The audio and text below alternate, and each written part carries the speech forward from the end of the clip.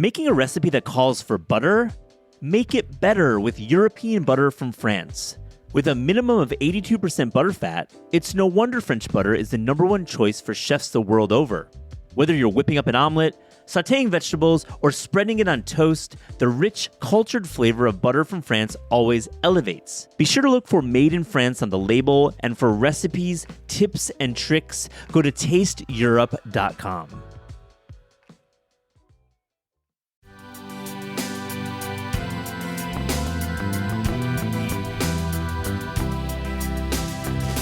It was called California Cuisine because it was the first step in regional American food. Because what we focused on, the maxims of our neighborhood were what was growing here, what was the traditions, what were the history of these areas, and how do we modernize it? This is Taste. I'm your host, Matt Rothbard. Michael McCarty is the owner of 2 restaurants, Michael's in Santa Monica, which he opened in 1979, and Michael's on West 55th Street in Midtown Manhattan, which he followed up a decade later. McCarty is the father of California cuisine, truly, and the center of a culinary movement that produced some of the top Los Angeles chefs like Jonathan Waxman, Mark Peel, Nancy Silverton, and many others. I had so much to ask Michael, and he was really game to go over his deep history in the American restaurant scene.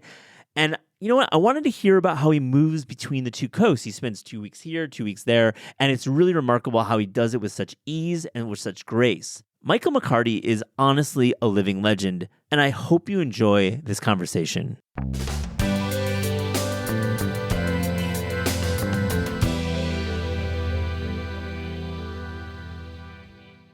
Michael McCarty, welcome to This is Taste. Great to see you. Great to see you, and thank you for having me here. I've been to your restaurant many times over the years, and from like Ma Maison in LA in the 70s to your time in New York in the 1980s, so many eras to cover. I want to first get a sense, and I've talked to you in the restaurant a couple times. You split time between your restaurant in Midtown and your restaurant in Santa Monica. Yes. The Santa Monica restaurant started in 1979.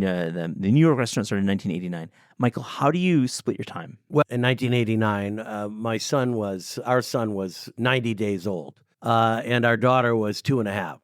And so we lived here the fall and the spring, and we lived in LA the summer and the winter, and they would go to prospective schools. So all the way up until 1993, so 89 to 93, and then we lost our house in the huge Malibu super fire of 1993.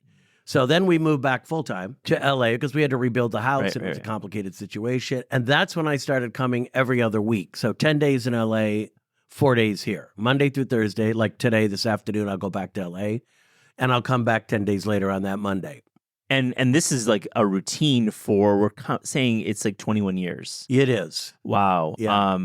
Amazing. Yeah. How do you... More like 30 years. Sorry, I did the math wrong. I'm like 31 years because like that is the 93 is 30 years. Yeah. So 31 years you've been doing this. Yeah. Why is it important? Because clearly you don't have to do it this way. It seems like you're doing it the hard way. Well, it's not the hard way. For me, it's what I do. I'm like a performance artist, and I love to perform, and I love my people. I love my restaurants. It's one of the reasons why I only own 2 restaurants instead of a million other ones, or in airports or stuff like that. I really just love focusing on both of my restaurants and my clientele. Yeah. I mean, it's like having a dinner party at your house every night. I mean, we have so many regulars in both restaurants. And they've evolved over the years, and they keep getting better and better and better and more diverse. The demographics keep exploding. It's great. You're making these flights. I mean, I love both of these cities. I mean, I think I like LA more, to be honest. Yeah. I mean, is that just like the beauty of this setup that you get to experience these 2 very different cities? Yes, exactly. I grew up in New York, so my first half of the life was here. And when I went away to France to cooking school in Paris in the 70s, the first half of the 70s, when I moved back in 1975, my parents had moved to Malibu, California. So I went out there in December of 75, and it was stunning weather and beautiful, and the calamities were a lot less then. You talked about traffic. That was about it. Yeah. But We live on a vineyard in Malibu. We've been there since 1975, my wife and I, and we live here in Midtown at 54th and 5th, and it's just such a great balance. Yeah. People ask me all the time, if you had to choose living one and the other, I said, it'd be very difficult to choose because they offer such a different thing. LA is about the car culture. It's about, fortunately, my house is 10 minutes from the restaurant. And same thing here. It's like 1 minute by walking. So that's what I like to do, and we have a lot of people coming, and my wife's a painter. So we have both huge art collections in there. We do a lot of art shows, especially California, where we have our upstairs. Yeah, the salon. Where we're doing fantastic shows up there. Yeah. My son got very involved in that when he came on board back in 2016. Yeah. And I can't complain. It's fabulous. No, and you live by it honestly. You're not trying to. You don't have to. You don't have to like make it be about Instagram or make it be about this. You don't like. It's very much you, but it's a lifestyle that's unique and hard to fathom that a restaurant group of two awards you this kind of lifestyle. But these are why your restaurants are special. They are. I mean, that's really it. I mean, when you think about being open for 45 years in LA and 35 years in New York, and mind you, I found that site in 1979. It took me 10 years to make a deal to get that site from the Italian Pavilion, if you can imagine. Yeah, which had been there for I 50 years. 50 Michael. Years. So it's on 50. What's it? 54? 55th. Yeah, between 5th and 6th. Iconic location. So it took you 10 years to get to make the deal with Guido. Yeah. Wait, do you own the building? It's a long term. Long term. Yeah. Good. A lot more years. Lot more years. Good for Midtown to have that. Yeah. Do you have time to host at either of your homes? I mean, you mentioned the dinner party. Michael's is very much that. You walk in, you're there, you're greeting, your staff is always. But do you actually have people over? Absolutely. Like in California, I made a lifestyle decision to be open the restaurant Tuesday through Saturday. So everybody has a 5-day work week. They have 2 days off in a row. We entertain all the time at our house in Malibu, almost every Sunday. And we entertain a lot at the restaurant. Yeah. Again, when you're in the world of art, wine, food, there's always something going on. And same thing in California. I mean, in New York, we have a great terrace here at our apartment. Yep. And I got a little barbecue going out there. And it's, we do a lot of good things. It's nice to bring your friends together in both your formal space and your restaurant or your home. Yeah. I want to ask you, what's a regular like in Michael's in New York, and what's a regular like in Michael's Santa Monica right now? Well, they're both defined by the single most important thing, which is they come a lot. Yeah. The way people say, well, how do you become a regular? I said, you come a lot. That's so funny. You get to know my managers. You get to know my chefs. You get to know the maitre d's at the front. L'Oreal and Joanna here. They've been there 25 years each. And you show up and you're not an idiot. I mean, we have a self-censoring situation where we don't get bad people. And we started out that way in the beginning. I mean, I remember when I opened in 1979, all the big shots in Hollywood, they wanted to slip a 20 to the maitre d' to get a coveted table in the garden. And I said, absolutely not. You do not do that. That's amazing. Yeah. And you're telling this to like executives in the entertainment world. And big shots. The movie business is pretty wild today, but it was really wild. It was real the Wild West in those days. I mean, what's the one Jack story you're going to give in this podcast that we can say? Well, I think that LA, I think the thing in 79, which was something that I thought was a really intriguing situation is we were right at the turning point of old Hollywood and new Hollywood. Exactly. So, the Lou Wassermans and that whole generation that ran Hollywood, the studios, since right after World War II, was aging out, let's call it that. And I was very fortunate that in Santa Monica, that a lot of new Hollywood, young Hollywood was there.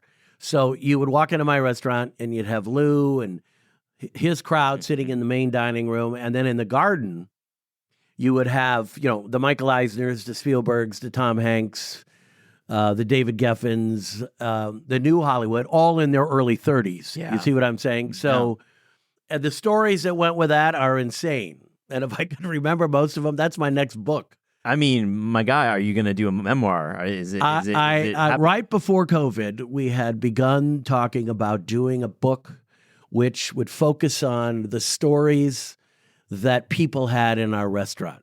Yeah. Because we have so many regular customers. And every time they'd come in and they'd say, well, this, I was here and this is what happened. So we were going to gather all of these stories and publish that book. Then all hell broke loose with COVID, et cetera. And we're now beginning to get close to doing it, relaunching that. Oh, my goodness. Well, you dodged the Nicholson questions. So I know.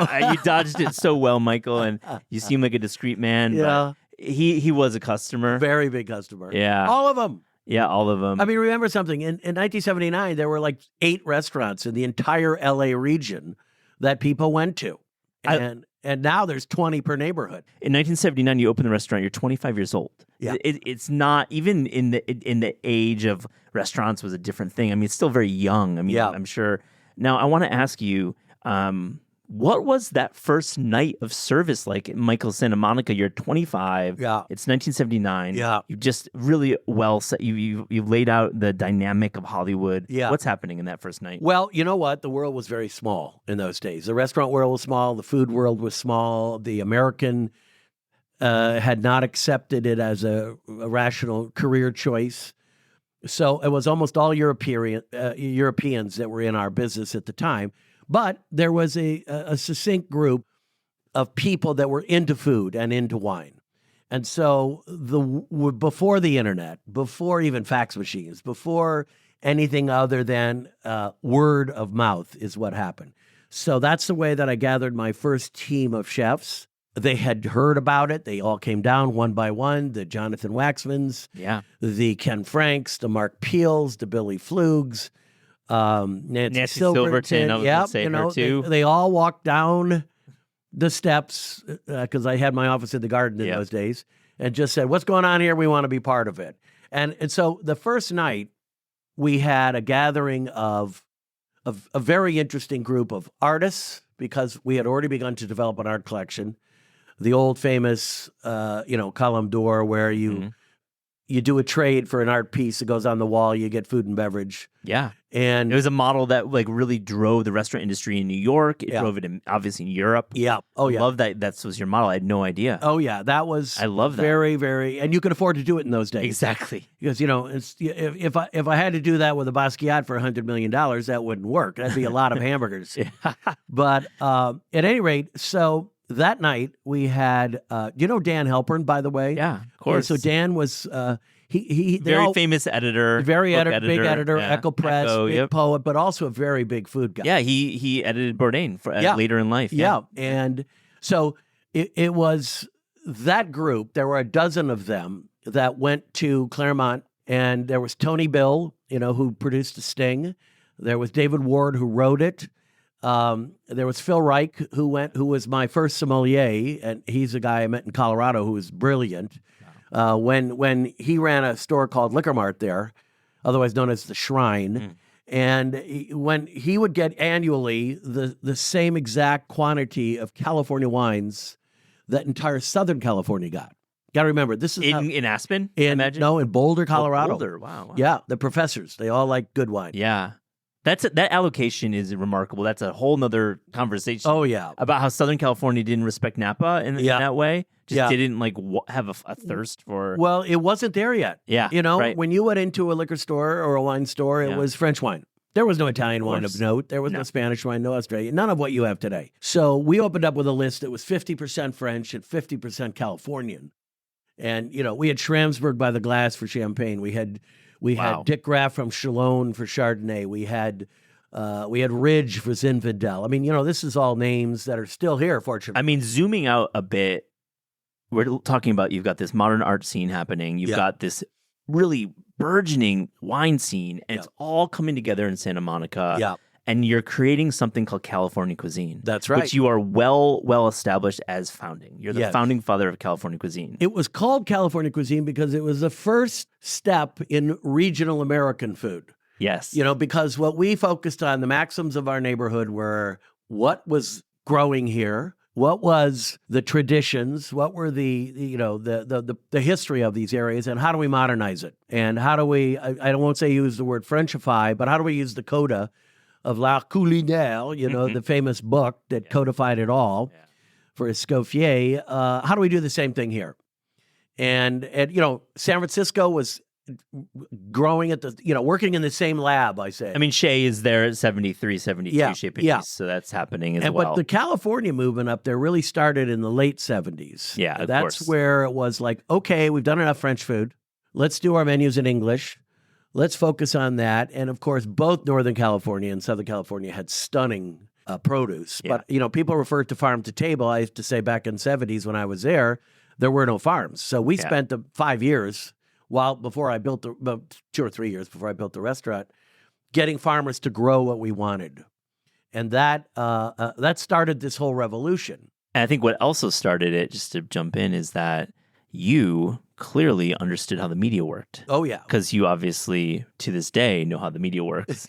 Though I had to approach you, so that's okay. I was expecting you to approach me because you're so good at it. But honestly, Michael, you got a young food writer named Ruth Reuschel to pay attention to you. Well, that was the most important thing because Joe Armstrong who was also the publisher of the Rolling Stone and California Magazine, hired Coleman Andrews.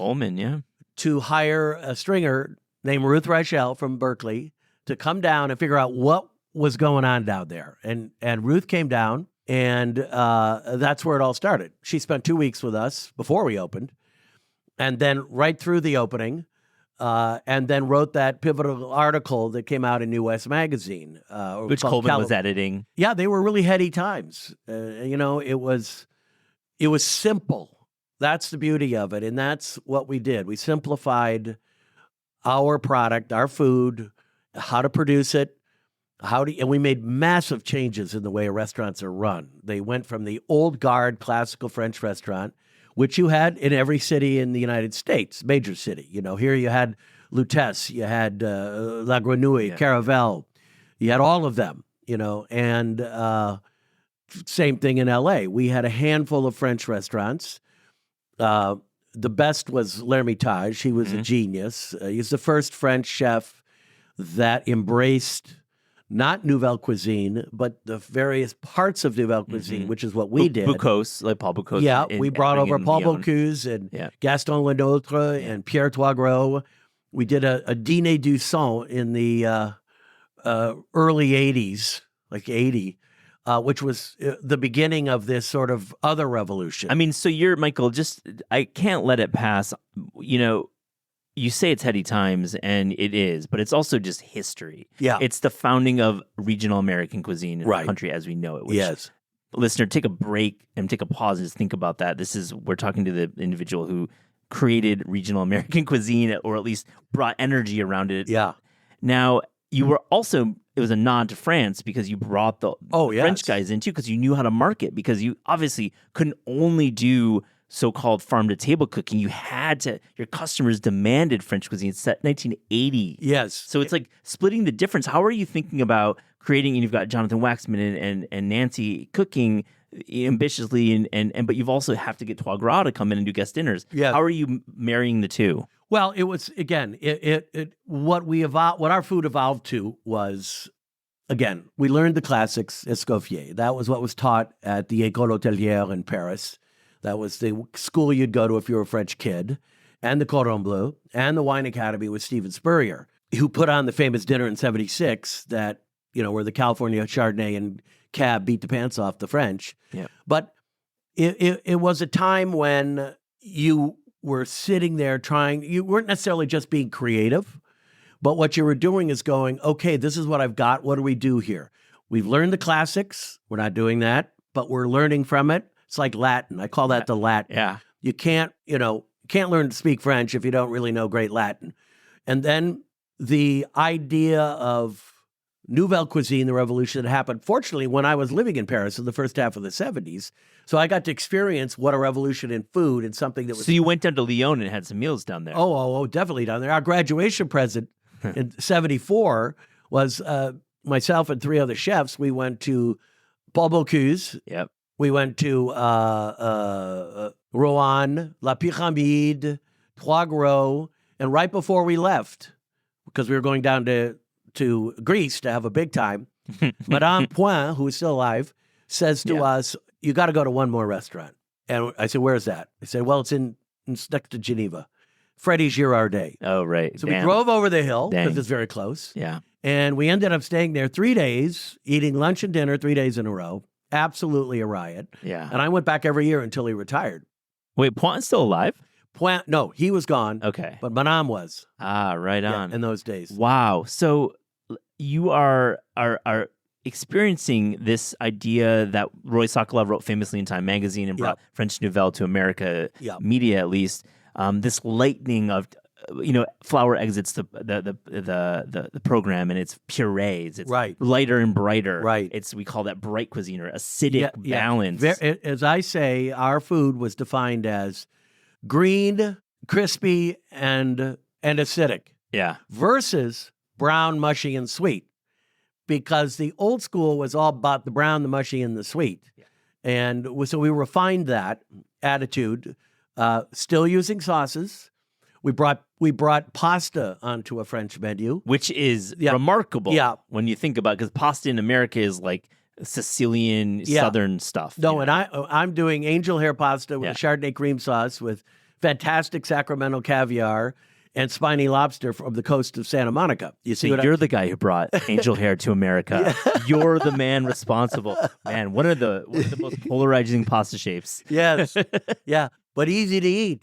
Absolutely. And lighter, too, than other ones. Wow. Yeah. And purees, right? Purees. Tons of purees. Yeah, because you would use, like Jean-Georges did a spectacular job of utilizing purees as an alternative to sauce. And again, it was all of this where you take fantastic olive oil, which nobody used really good olive oil here, and you puree the tarragon, you puree the basil, you puree any kind of vegetables, et cetera. You build your sauce to that. And it's that color on the plate. Do you want to look at that green, crispy, and acidic plate, or do you want to look at the brown, sweet, and mushy plate? Pre-Instagram, mind you, but definitely salient now. Yeah. Things need to have visual identity and be interesting visually. Well, this was our rule. When you brought the food to a table, let's say it's a 6-top or an 8-top or even a 4-top, all plates had to arrive at the same time. Yep. I mean, a lot of the service improvements that we made and enacted are example of that. How many times in those days where this person gets its food, 2 minutes go by, another one comes out. This is before shared plates. Yeah. Where they've sort of gone back to that. I know. Ours was they hit the plates where everybody oohs and ahs and then goes on. It's also bringing in the giant plates, the Villeroy and Bosch white plates, taking off the basket, which was the decal on it, just making it pure white.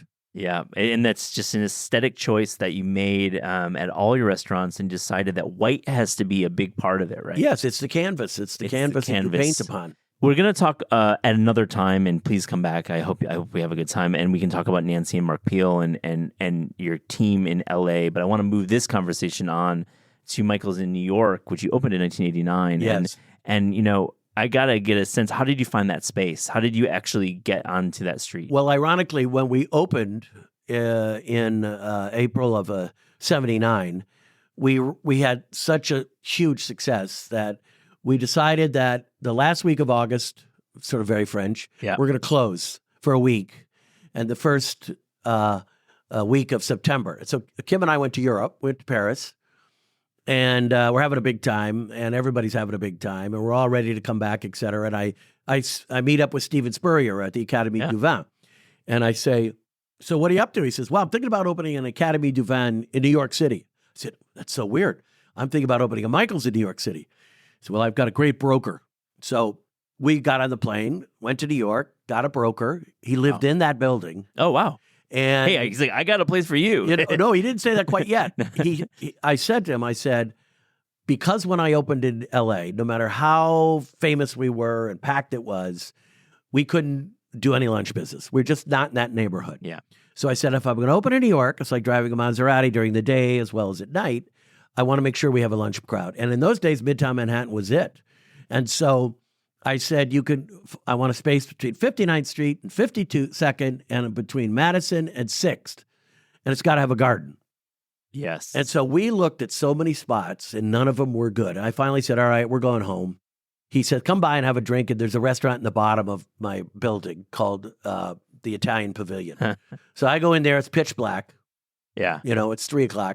Yeah. Pitch black. Blacked out walls. Yeah. Velvet, red velvet curtains, buckets, classic. Yeah.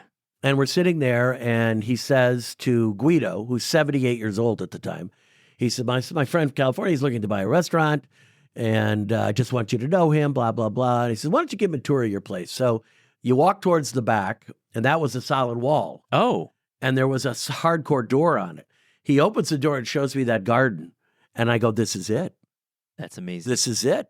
Wait, was that like a private space? Was that where they were like space. smoking cigarettes back there? Or something? Oh, no, it was the parties that went down in there from the advertising world and the publishing world. It turned out that the restaurant, the Italian Pavilion, was one of the places that the advertising world and the book and the magazine people went to all the time. Well, I want to segue to that topic exactly. So you opened in 1989, and Michael's, to me, as a young writer and a student of journalism in like the mid 90s, I'm reading New York Magazine, I'm reading Keith Kelly, and I'm seeing your restaurant mentioned, where Cy Newhouse, the titans of the industry are holding court, and Michael's, similar to the Four Seasons, which RIP is not the same Four Seasons now. Right.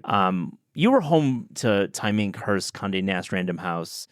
The biggies in publishing were there. Yes. And I'd love to get a sense of how did Michael's become the publishing center of the universe? Well, it's actually quite a simple story. When I opened up in 79, during the entire 10 years it took me to negotiate that lease, Guido, by the way, then was 88 when he finally sold it. So you saw that space in 79 and I waited 10 years. I made a deal to buy it. We were supposed to be open in 1980. That's incredible. And he got cold feet, and he just couldn't figure it out. And I waited for it. You obviously were thinking about other spaces. I said to the broker, if you can find me something as good as this, I'll look at it. But don't bother, because this is perfect. And so finally in 89, he calls me up. Well, during that entire 10-year period, anybody from New York that came to L.A.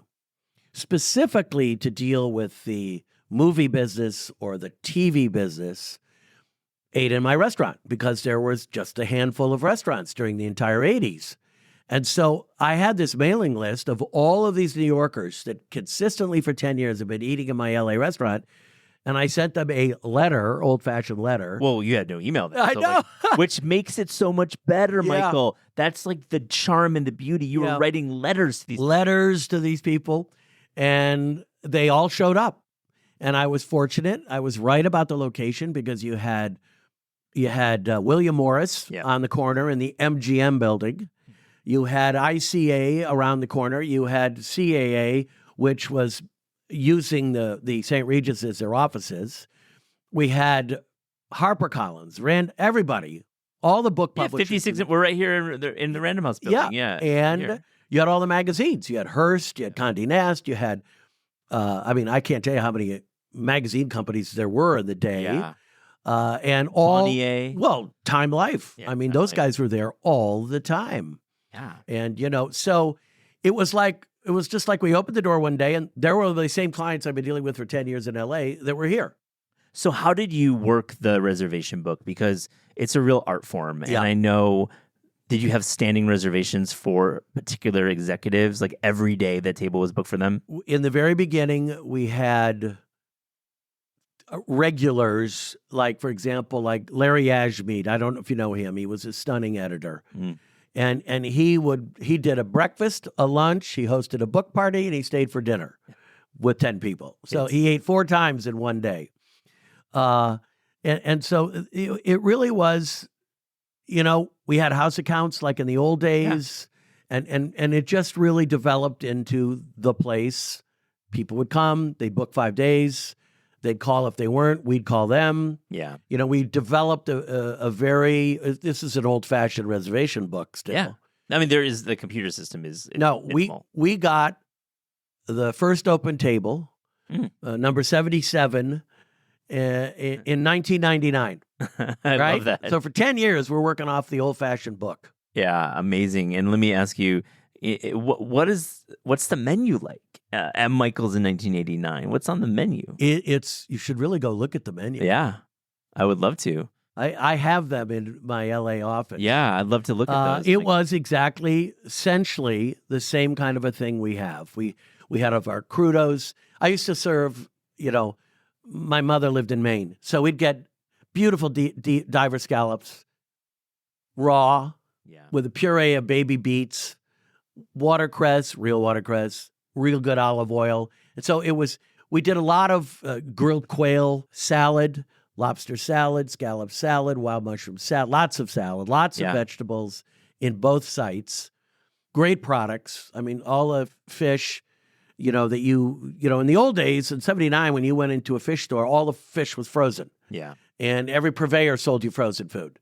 And so we started to work the crowd to get really good purveyors here like we had done before. Now, I had already done a lot of that. Yeah, I mean, it was like your ethic. I mean, you were trained in France. You had the farms in California. You were starting to figure out from your chefs how to use these farms in a unique way. Yes. I mean, it was the founding of California cuisine, for God's sakes. Yeah. We had our own duck farm.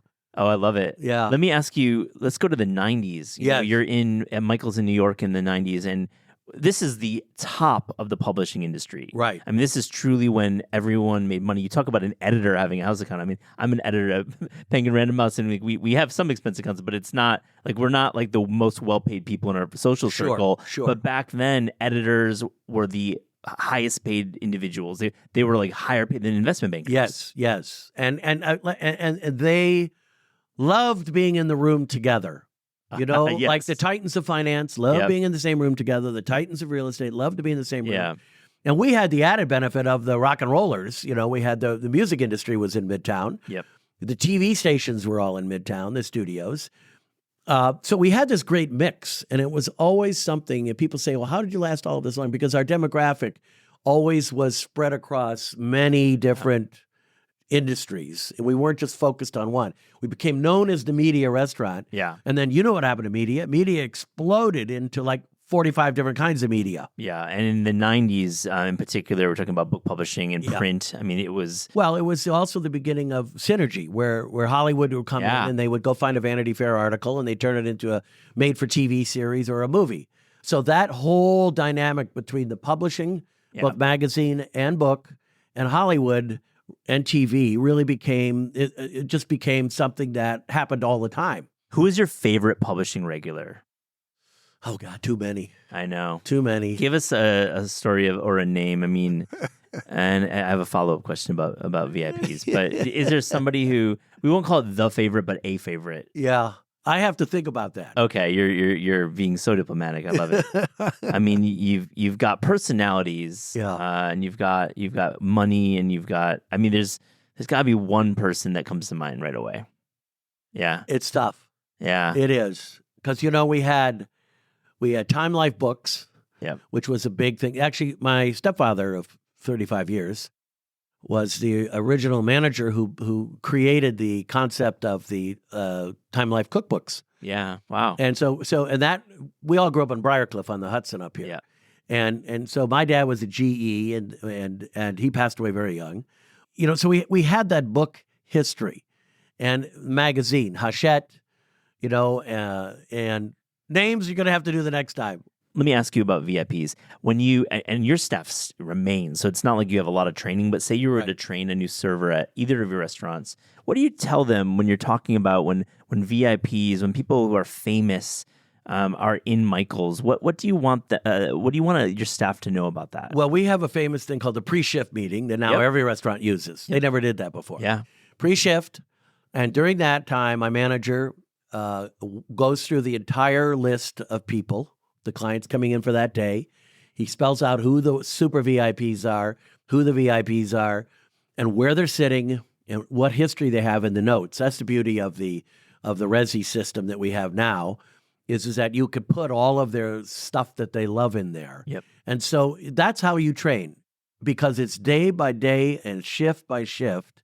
And then we happen to have a good amount of regular staff, and they all get to be well known amongst our clientele. And even after the pandemic, we were closed for 14 months in both restaurants, and we reopened in 21. Yep.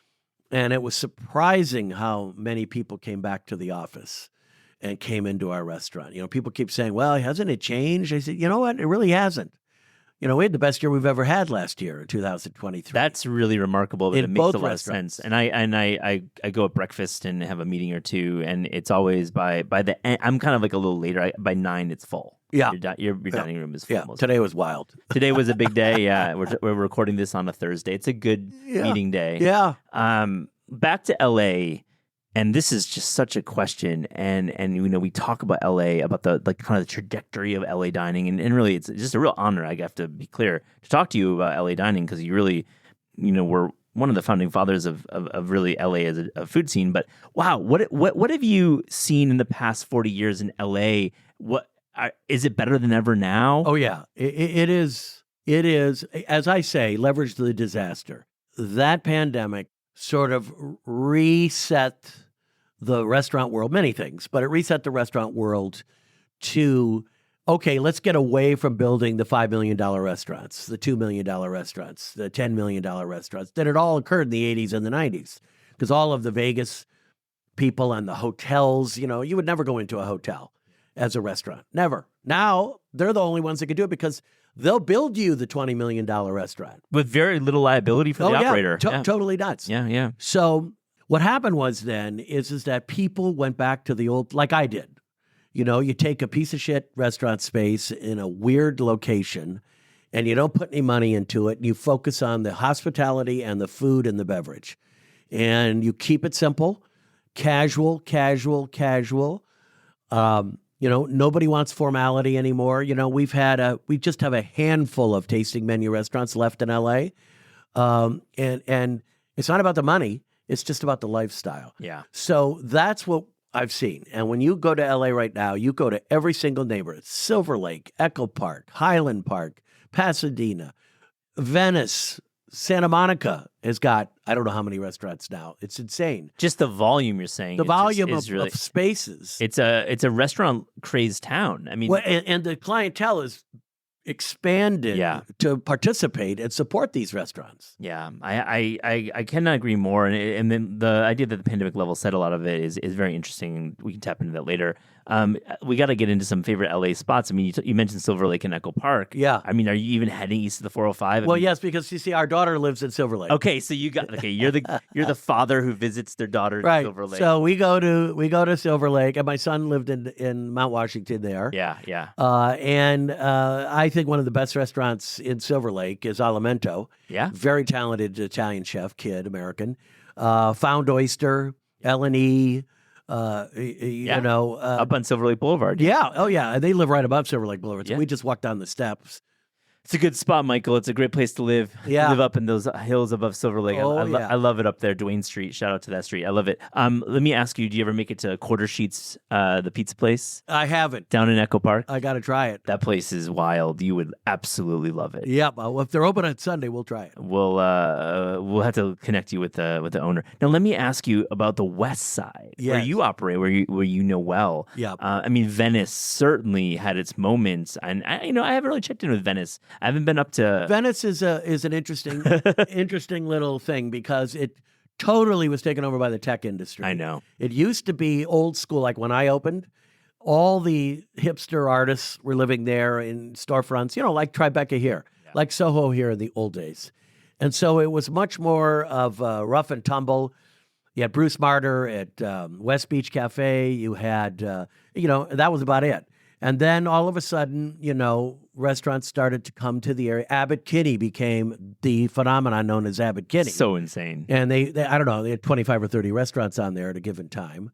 But Main Street, which was long the forgotten street, has, one of my chefs says, if you ask me what a favorite restaurant is today, he owns 2 restaurants on Main Street, Brian Boardman, and he owns Crudo e Nudo, which was a fantastic example of a post-pandemic restaurant.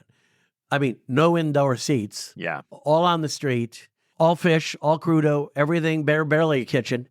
And it's so successful. It's so great. You can't believe it. And they just opened a Isla next door, Yeah. which has got a kitchen. Yeah, it's a little bit more built out. Yeah. Can you just articulate the Jelena effect for the Oh yeah, the neighborhood? Jelena was a very important effect. Very important. Very important. You know, the guys that ran Jelena were just really on their game. Again, no money in the building, just a crappy storefront. Put a kitchen in. They put a wood burning fireplace in there, and they just really open all the day. You know, it was sort of like a cafe society in France, you know what I mean? Where you could go for breakfast, you could go for lunch, you could go in the afternoon, you should go for dinner. And they were very heavily in the cocktail business too. Remember, mixology became, nobody even says that word anymore, but No, we know what you're saying though. you know, it makes sense. it really became a very important part. The cocktail phenomenon became an extremely important part.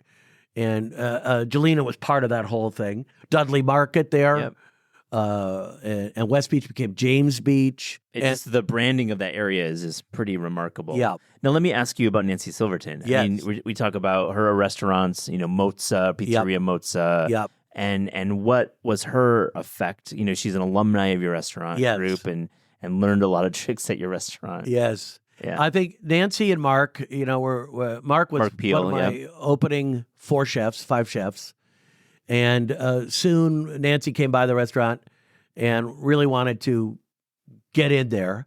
And we had a cashier position open because we used to cashier. I didn't want my servers writing orders, you know, punching them into this. Yeah. And so she came on. She became the night pastry, the day pastry. I sent her and Jimmy Brinkley to France, where they went to Le Nôtre, the great pastry school there. And they came back and they worked for me for a while. And then Mark and Nancy, like this is 3 years later, were hired by Wolfgang to open the original Spago up on Sunset Strip. And so that was like in 82, I think. And Jonathan was with me until 85 when he came to the New York. To do jams, right? To do jams and a few other places.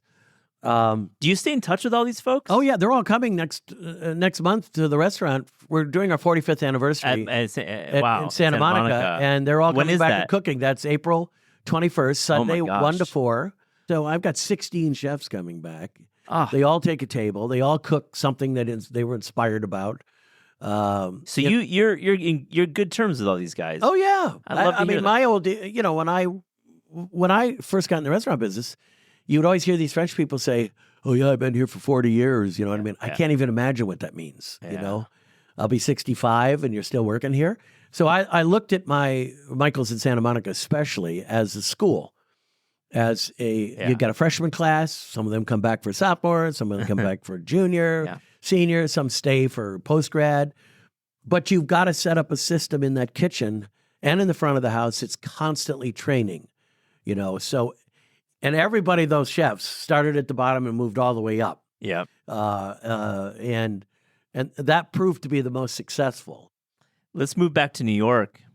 Do you have a relationship with Keith McNally? Keith McNally's memoirs dropping pretty soon. It's going to be big news around these parts. Yeah. What's your relationship with him? I knew he and his brother when they were at Mr. Chow. Yeah, wow. Bartenders. Yeah. And I watched them go through all of their, you know, Odeon and 44 at the Royalton and, you know, their whole machinations about doing it. And he's remarkable.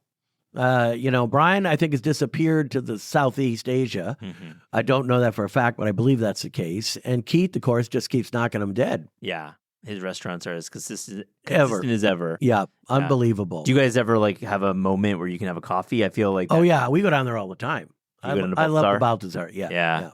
So, let's ask. We have a few more questions. Let me ask you restaurants in New York and LA when you're not working. Because you know, one thing about you, Michael, which I got to be clear about, you're at the restaurant. Yeah. Say hi. Like, listener, if you go in, you should go to both restaurants. Yeah. Say hello to Michael. You're going to have a great experience. Yeah. But where do you go when you're not entertaining or not at your own restaurant? Well, you see, that's an interesting question because fortunately, one of the things with the pandemic is 5 o'clock is the new 7 o'clock.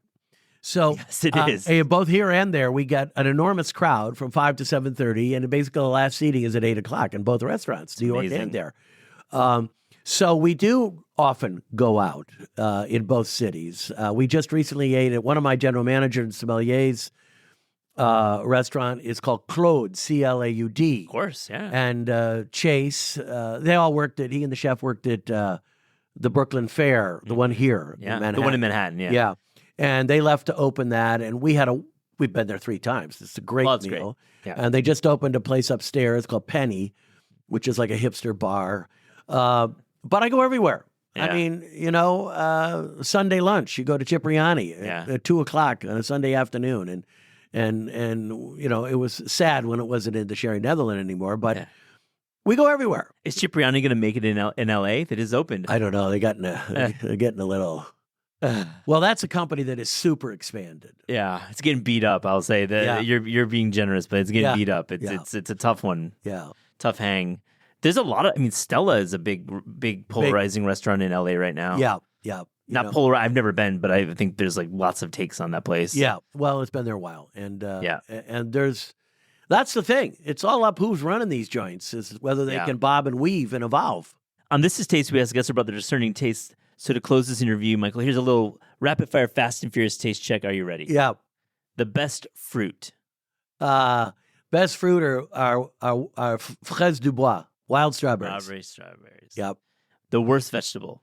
I don't really have a worst vegetable. Oh, you're a vegetable lover. Yeah. There's not one that just is like a little. I don't know. I'm a big fan of broccoli that everybody has come back, at Brussels sprouts that everybody hated as a child. Well, they reformulated them. They're better now. They're better. They're better now. GMO. GMOs, No. baby. The best dessert.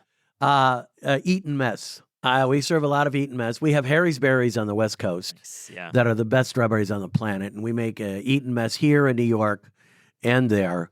Yeah. And I'm a big fan of that. And passion fruit soufflés with raspberry coulis.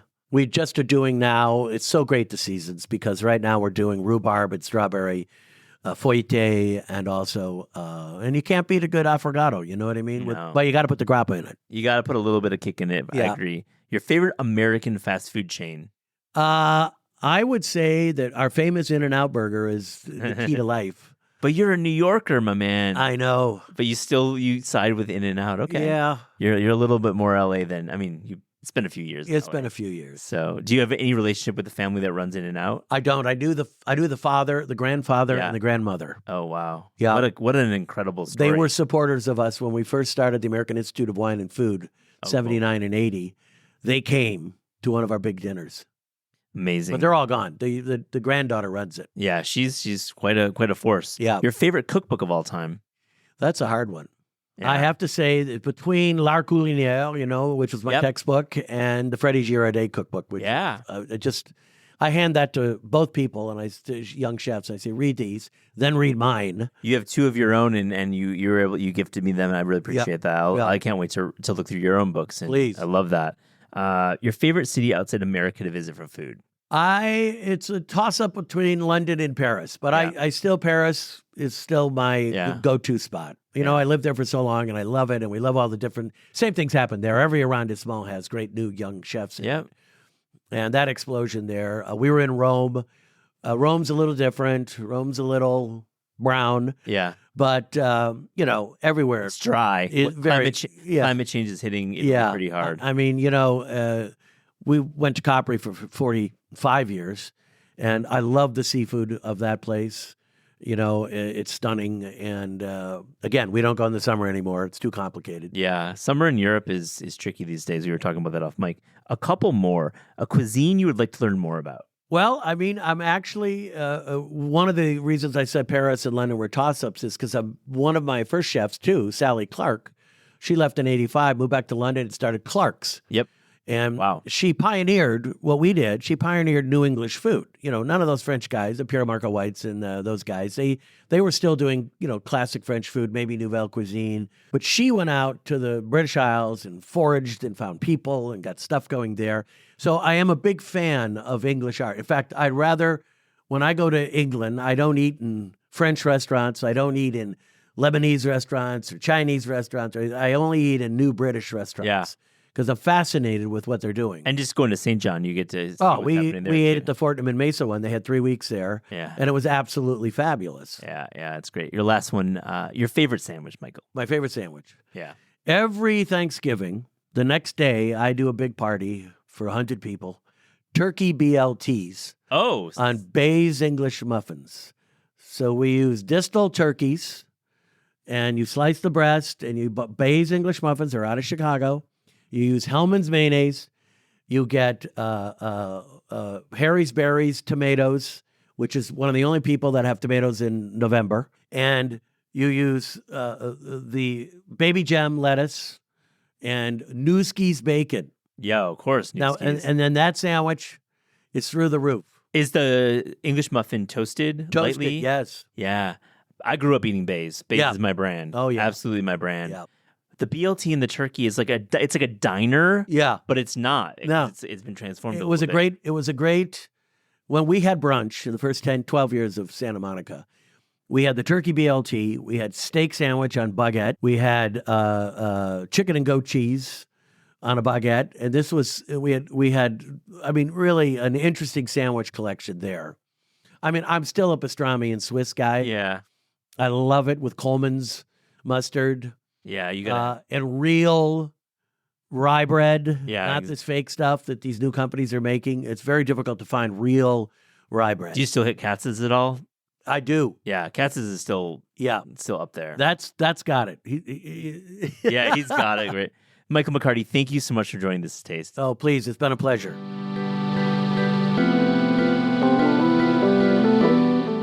This Is Taste is hosted by Eliza Abarbanel and me, Matt Rodbar. The show is produced by Shalia Harris and Pat Stango and edited by Clayton Gumbert. Theme music by Steve Rydell. Visit Taste online at tastecooking.com and make sure to subscribe to our newsletter for updates on all cool things that are happening.